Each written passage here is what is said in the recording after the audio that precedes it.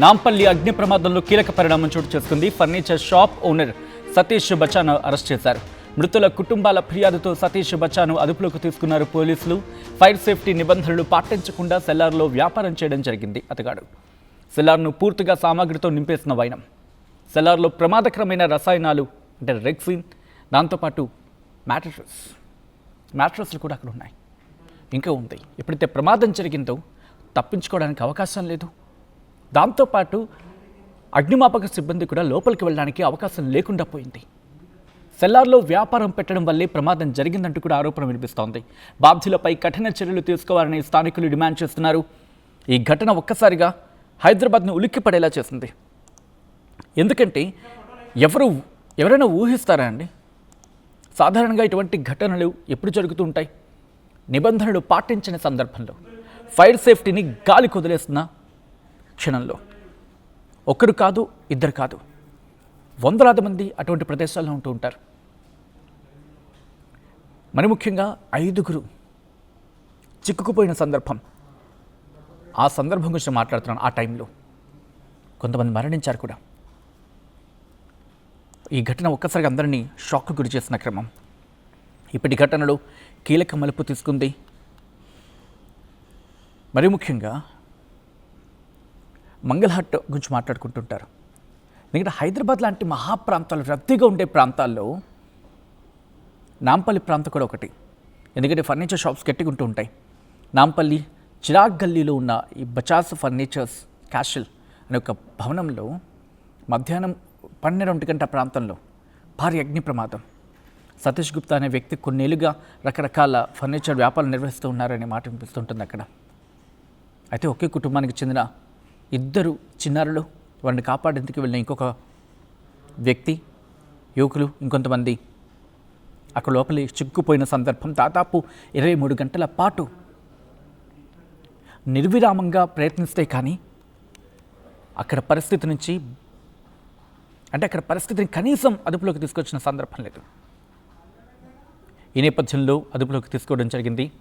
ఇదే ఘటనకు సంబంధించి పూర్తి డీటెయిల్స్ తెలుసుకుందాం. మా ప్రతినిధి నిర్మల అక్కడే ఉన్నారు. నిన్న అక్కడ ఆ డీటెయిల్స్ని ట్రాక్ చేశారు, మీ ముందుంచే ప్రయత్నం చేశారు. ప్రస్తుతం నిర్మల దగ్గరికి వెళ్ళే ప్రయత్నం చేస్తున్నాను. నిర్మల, ఈ ఘటనకు సంబంధించి ఆ వ్యక్తిని అదుపులోకి తీసుకున్నట్టుగా తెలుస్తోంది. ఇన్వెస్టిగేషన్ ఎంతవరకు వచ్చింది? నిర్మల, ఈ ఘటనకు సంబంధించి పూర్తి డీటెయిల్స్ ఏంటి? ఇప్పటివరకు ఉన్న డీటెయిల్స్ ఏంటి? సచిన్, మరి నిన్న నాంపల్లిలో జరిగినటువంటి ఈ అగ్ని ప్రమాదం అనేది చాలా భారీ అగ్ని ప్రమాదంగా కూడా పోలీసులు గుర్తించడం జరిగింది. ఈ అగ్ని ప్రమాదము నాంపల్లి పరివాహక ప్రాంతంలో ఉన్న ప్రజలందరినీ కూడా కలిచివేసిందనే చెప్పుకోవచ్చు. ఎందుకంటే ఈ అగ్నికి 5గురు ఆహుతయ్యారు. 5గురిలో 2 చిన్నపిల్లలు ఉండడం అనేది అది అందరినీ కలిచివేసిన విషయం అని కూడా చెప్పుకోవచ్చు.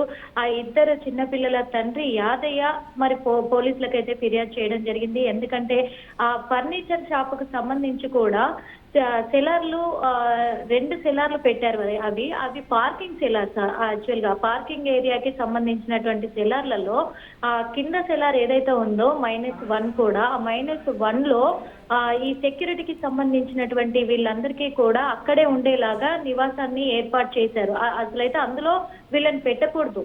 అలాంటిది ఈ సతీష్, ఈ ఫర్నిచర్ యజమాని ఎవరైతే ఉన్నారో సతీష్ గుప్తా, అతను వాళ్లకు సెక్యూరిటీ గార్డులకు మొత్తం కూడా కింద ఉండేలాగా అక్కడ వాళ్లకు ఏర్పాటు చేయడం జరిగింది. మరి ఈ C2 సెలార్ లో మాత్రము మొత్తం ఫర్నిచర్ కు సంబంధించినటువంటి మెటీరియల్, అది ఓల్డ్ మెటీరియల్, రీసెంట్ మెటీరియల్, అలాగే ఫర్నిచర్ తయారు చేయడానికి కావలసినటువంటి మొత్తం కూడా మ్యానుఫ్యాక్చరింగ్ ఐటమ్స్ కూడా అందులోనే డంప్ చేయడం బట్టి అసలు ఎక్కడి నుంచి కూడా ఇలాంటి ప్రమాదాలు సంభవించినప్పుడు లోపలికి వెళ్ళడానికి కానీ, లోపల నుంచి బయటకు వచ్చేయడానికి కానీ, ఎగ్జిట్ పాయింట్లు కానీ, ఎక్కడి నుంచి ఎమర్జెన్సీ పాయింట్లు కూడా ఎక్కడ కూడా లేవు అని పోలీసులు గుర్తించడం జరిగింది. అది ఈ రోజు వరకు కూడా మంటలు లోపల వస్తూనే ఉన్నాయి. అదే విధంగా దట్టమైన పొగలు. అసలు 300 మంది సిబ్బంది కష్టపడి దాదాపు 23 గంటల పాటు 300 మంది సిబ్బంది మొత్తము కష్టపడి ఆ 5గురిని వెలికి తీయడం జరిగింది. అది చాలా బాధాకరమని కూడా చెప్పుకోవచ్చు. ఈ పిల్లలు 2 కూడా, ప్రణీత్, నిఖిల్, ఈ 2 పిల్లల తండ్రి యాదయ్య హ్యాబిట్స్ పోలీసులకు అయితే ఫిర్యాదు చేయడం జరిగింది. ఆ ఫిర్యాదు మేరకే పోలీసులు కూడా BNS 110 కేసు కింద నమోదు చేసుకొని ఇప్పుడు సతీష్ గుప్తాని అదుపులోకి తీసుకోవడం కూడా జరిగింది. తను నిబంధనలకు విరుద్ధంగా సెలార్లో ఫర్నిచర్ వ్యాపారం చేస్తున్నట్లుగా కూడా పోలీసులు అయితే గుర్తించారు. అగ్ని ప్రమాదం జరిగిన సమయంలో సెలార్ కు ఎంట్రీ ఎగ్జిట్ ద్వారాలు లేకపోవడం కారణంగానే ఈ 5గురు ప్రాణాలు కోల్పోయినట్లుగా ప్రాథమికంగా కూడా పోలీసులు అయితే నిర్ధారించడం జరిగింది. యాక్చువల్ గా పోలీసులు వాళ్ళు విచారణ ప్రకారం కూడా షార్ట్ సర్క్యూట్ కారణంగానే ఈ ప్రమాదం సంభవించినట్లుంది అని వాళ్ళ అనుమానం కూడా వ్యక్తం చేశారు. ఎందుకంటే 2 రోజుల క్రితమే ఆ బిల్డింగ్ లో లిఫ్ట్ రిపేర్ కి వచ్చింది. ఆ రిపేర్ కి వచ్చిన సమయంలో అది చేయించినప్పుడు ఆ వైరు సమస్య ఏమైనా జరిగి ఉంటుంది, అంటే వైర్లు ఏదైనా అంటే ఇంకా క్లియర్ అవ్వలేదు అని చెప్తున్నారు పోలీసులు. ఆ లిఫ్ట్ ప్రాబ్లం కూడా క్లియర్ అవ్వలేదు, ఈ వైరింగ్ సమస్యల వల్ల ప్రమాదం సంభవించి ఉండొచ్చు అని చెప్పేసి కూడా పోలీసులు అయితే ఇంకా అనుమానంగానే ఉంది అంటున్నారు. సెలార్ లో ఫర్నిచర్ స్టోర్ చేయడం వల్ల మంటలు తొందరగా వ్యాపించాయి కాబట్టి సెలార్ లో చిక్కుకున్న ఈ 5గురు కూడా ఊపిరాడక వాళ్ళు ప్రాణాలు కోల్పోయినట్టుగా కూడా తెలుస్తోంది. అయితే ఇందులో ఈ ఇద్దరు చిన్నపిల్లలు ఇద్దరు కూడా తెలుగు వాళ్ళు కావడము, మిగతా 3 కూడా ఒక మహిళ, 2 పురుషులు కూడా వాళ్ళంతా కూడా బీహార్ కి సంబంధించినటువంటి వాళ్ళు. అందులో ఒకరు డ్రైవర్ గా పనిచేస్తున్నారు, ఇంకొకరు అందులో ఈ ఫర్నిచర్ అంతా కూడా రెడీ చేయడానికి అక్కడ వర్కర్ గా పనిచేస్తున్న అతను, మహిళ మాత్రం అక్కడ వాచ్మెన్ గా పనిచేస్తూ ఉంది. అందుకు ఈ కేసును మరి ఆర్బిట్స్ పోలీసులు అయితే నమోదు చేసుకొని మొత్తం కూడా అక్కడ యజమానిని సతీష్ గుప్తాని అయితే అదుపులోకి తీసుకొని మరి అతన్ని ఎంక్వైరీ చేస్తున్నారు. ఇంకా నాంపల్లి ఏరియాలో ఇంకెక్కడెక్కడ ఉన్నాయి ఇలాంటి అపార్ట్మెంట్స్, ఎందుకంటే వాళ్ళకు పర్మిషన్ లేదు కాబట్టి ఇంకెక్కడెక్కడ ఉన్నాయి ఏంటి అని రంగంలోకి సిపి సజ్జనార్ దిగారు. మరి ఇవన్నిటిపైన కూడా మేము దృష్టి సారిస్తాము, ఖచ్చితంగా వీళ్ళ పట్ల మాత్రము కఠిన చర్యలే తీసుకుంటామంటున్నారు. ఇంకొక విషయం, ప్రతి కుటుంబానికి కూడా 5 లక్షలు కూడా వీళ్ళు చెల్లించాల్సిందే అని చెప్పేసి కూడా మరి ఇటు పోలీసులు, అటు రాజకీయ నాయకులు, అలాగే ప్రభుత్వం కూడా నిర్ణయం తీసుకున్నట్లుగా తెలుస్తూ ఉంది. Sachin. Right Nirmala, thanks for the update. మొత్తంగా అయితే మాత్రం నాంపల్లి అగ్ని ప్రమాదంలో కీలక పరిణామం చోటు చేసుకుంది. ఫర్నిచర్ షాప్ ఓనర్ సతీష్ బచ్చాను అదుపులోకి తీసుకున్నారు పోలీసులు. మృతుల కుటుంబాల ఫిర్యాదుతో సతీష్ బచ్చాను అరెస్ట్ చేయడం జరిగింది. ఫైర్ సేఫ్టీ నిబంధనలు పాటించకుండా సెల్లార్లో వ్యాపారం చేయడం జరిగింది. ఎంత దుర్మార్గం ఇది! సెల్లార్ దేనికి ఇచ్చినట్టు? సెల్లార్ని ఇచ్చింది పార్కింగ్ కోసం. దాంతోపాటు ఒకవేళ ఏమైనా జరగడానికి ప్రమాదం ఏదైనా జరిగితే కనుక మీకు గుర్తుంటే సెల్లార్లో ఒకసారి చూడండి, అక్కడ ఎమర్జెన్సీ ఎగ్జిట్స్ కూడా అక్కడ ఉంటూ ఉంటాయి కొన్ని సందర్భాల్లో. బయటకు వచ్చే సందర్భంలో కావచ్చు, మెట్ల మార్గం కావచ్చు, అంటే లిఫ్ట్లో ప్రమాదం జరిగితే మెట్ల నుంచి బయటకు వచ్చేందుకు సెల్లార్ను ఉపయోగించడం జరుగుతుంది. సెల్లార్లో వ్యాపారం చేయడం ఏంటి? మనుషుల ప్రాణాలతో చెలగాట. మా మనుషులు ఉంటాయి కదా మీ వ్యాపారాలు జరిగేవి. ఒక బేసిక్ సెన్స్ మనం కోల్పోతున్నాం. We should question our selfs. మనం ఒక షాప్కి వెళ్తున్నాం, వాడు సెల్లార్లో పార్కింగ్ లేకపోతే ఎమర్జెన్సీ ఎగ్జిట్ ఉందా లేదా, ఇమీడియట్గా క్వశ్చన్ చేయాల్సిన సందర్భం, క్వశ్చన్ చేయాల్సిన సిచ్యువేషన్ అది. ఈరోజు ఈ ప్రమాద స్థాయిని తలుచుకుంటే ఒళ్ళు గగురుపాటు గురవుతుంది. మంటలు ఎగిసిపడ్డమా? ఎగిసిపడినప్పుడు వాటిని మనం అదుపులోకి తీసుకురాలేకపోవడమా?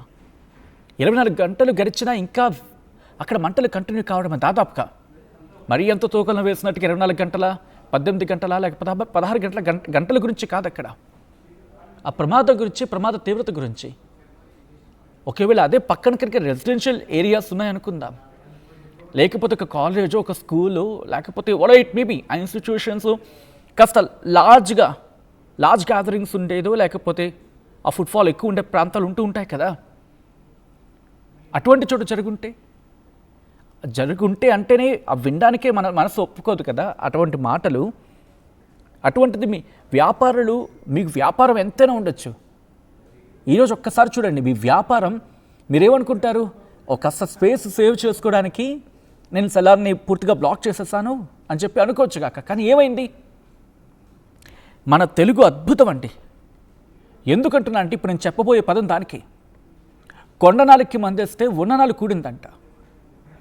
ఎవరో ఒక ఆయనట కొండనాలికి మందేస్తే ఉన్నాలు కూడిందంట. మన సామెతలు ఎంత అద్భుతంగా ఉంటాయో, బ్రహ్మాండం అవి. అలాగా ఈరోజు సెల్లార్ మన వ్యాపారాన్ని, తన వ్యాపారాన్ని కాపాడుకోవడానికి, తన వ్యాపారాన్ని బచాయించుకోవడానికి, లేకపోతే తన వ్యాపారాన్ని ఇంకా ఎక్కువ లాభాపేక్షకు కారణం ఏదైనా కావచ్చు. కానీ వ్యాపారం అనే మాత్రమే కారణం. ఆ వ్యాపారం అనే కారణం కోసం సెల్లార్ని కూడా వాడేసుకుంటే చూడండి ఏం జరిగిందో. ఏదో అంటూ ఉంటారు, మిరియాలుడు మిగిలిస్తే లవంగాలుడు లాక్కెళ్ళిపోయాడని చెప్పి. అలా ఉంటుంది. ఒకసారి చూడండి. అంటే మనం పెట్టుకుంది, మనం అంత దానికి దట్స్ ఎ రీజన్. మనం పెట్టుకున్న నిబంధనలకి ఫైర్ సేఫ్టీ లేదు, సెల్లార్ బ్లాక్ చేశారు. ఈరోజు అతని వ్యాపారం అక్కడ ఆ ప్రాంతంలో తగలపడిపోయింది. తను ఎంత మిగుల్చుకుందాం అనుకున్నాడో బహుశా దాదాపుగా అంతా ఈరోజు ఖాళీ బూడిదైపోలేదా? దాదాపుగా పేరు ఖాళీ బూడిదైపోయిందా? ఈరోజు ఆ ఓనర్ కటకటాలు కావట్లేదా? వ్యాపారస్తులకి హెచ్చరిక ఇది. ప్రకృతి ఇస్తున్న హెచ్చరిక. ప్రకృతి ఇస్తున్న హెచ్చరిక ఇది. ఇది ఏ ప్రభుత్వము, ఏ అధికారులు ఇస్తున్న హెచ్చరిక కాదు. ఖబర్దార్, మీరు నాతో పెట్టుకుంటే మీకు ఎలా ఉంటుందో చూపిస్తానంటూ గట్టి హెచ్చరిక ఇచ్చింది. Nature is great. కానీ గుర్తుపెట్టుకోవాల్సిన అవసరం ఏంటంటే, ఇటువంటి ఘటన జరిగినప్పుడు సామాన్యులు మాత్రమే బలైపోతూ ఉంటారు. ఈరోజు ఈ ఘటన కూడా జరిగింది కూడా అదే. కాబట్టి మీరు వెళ్ళే చోట ఫైర్ ఎగ్జిట్ ఉందో లేదో చూసుకోండి. లేకపోతే అడుగే పెట్టకండి. అడుగు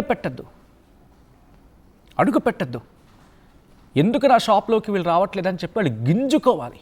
then they get to know that okay fire exit ఉంది, ఆ ఏర్పాట్లు చేయాలి, జనాల ప్రాణాలకి ప్రిఫరెన్స్ ఇస్తే దెన్ ఇట్స్ గుడ్ అని చెప్పి వాళ్ళు వస్తారని చెప్పి ఆలోచించుకోవాలి. ఈ కథను మిమ్మల్ని కాస్త కలవరపరచొచ్చు, అయితే మిమ్మల్ని కలవరపాటు గురి చేయడం ఆర్టీవీ ఉద్దేశం కాదు. కానీ ఇటువంటి కథనాన్ని చూపించడం, తద్వారా మీకు అవగాహన కల్పించడం, మిమ్మల్ని అప్రమత్తం చేయడంలో భాగంగా ఈ కథను చూపించడం జరుగుతుంది తప్ప మిమ్మల్ని కలవరపాటు గురి చేసే ఉద్దేశం ఆర్టీవీకి ఎన్నడూ ఉండదు, లేదు. ఇటువంటి కథనాలు చూసే కాస్త కలవరపాటు గురి అవకాశం ఉంటుంది. కాబట్టి దీనికి సంబంధించి తగిన జాగ్రత్తలు తీసుకోవాలని ఆర్టీవీ సూచించడం జరుగుతోంది. దిస్ ఈస్ ఆ disturbing content, video description is highly advised. ఒక్కసారి ఆ దృశ్యాలు చూద్దాం.